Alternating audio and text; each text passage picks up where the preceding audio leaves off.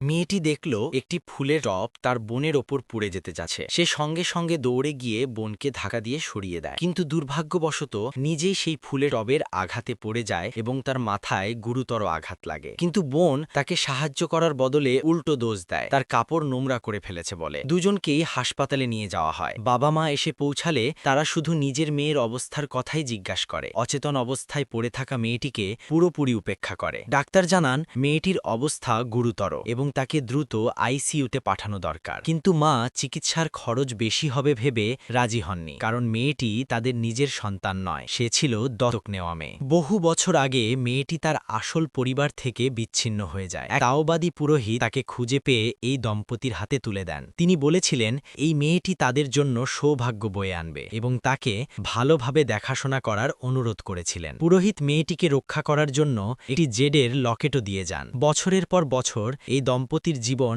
আরও ধনী হয়ে ওঠে, কিন্তু তারা কখনোই মেয়েটিকে ভালোবাসেনি। এমনকি মেয়েটি যখন মৃত্যুশয্যায়, তখনও তারা তার চিকিৎসা বন্ধ করে দিয়ে চলে যায়। তারা চলে যাওয়ার পর পুরোহিতের রেখে যাওয়া জেড লকেটটি হঠাৎ আলো ছড়াতে শুরু করে, আর মেয়েটি ধীরে ধীরে চোখ খুলে দেয়। অন্যদিকে মেয়েটির আসল পরিবার কখনোই তাকে খোঁজা বন্ধ করেনি। ডিএনএ পরীক্ষার মাধ্যমে সহকারী মেয়েটির সন্ধান পায়। খবর পেয়ে দাদা তৎক্ষণাৎ মেয়েটির ভাইকে তাকে বাড়িতে নিয়ে আসার নির্দেশ দেন। মেয়েটি যখন পালক মায়ের বাড়িতে ফিরে আসে তখন দেখে পালক মা ইতিমধ্যেই তার জিনিসপত্র গুছিয়ে ফেলেছে এবং নির্মমভাবে তাকে বাড়ি থেকে বের করে দিয়েছে। হতাশ মেয়েটি রাস্তায় হাঁটতে থাকে, কোথায় যাবে বুঝতে পারে না। ঠিক সেই সময় হঠাৎ করে কয়েকজন স্যুট পরা মানুষ তাকে ঘিরে ধরে এবং সম্মানের সঙ্গে তার সামনে নতজানু হয়। মেয়েটি হতভম্ব হয়ে যায়। ভাই মেয়েটিকে বাড়িতে নিয়ে এলে দাদা তাকে দেখে ভীষণ আবেগাপ্লুত হয়ে পড়েন এবং তার সম্মানে এক বিশাল ভোজসভার আয়োজন করার সিদ্ধান্ত নেন। মেয়েটির পালক মা বাবাও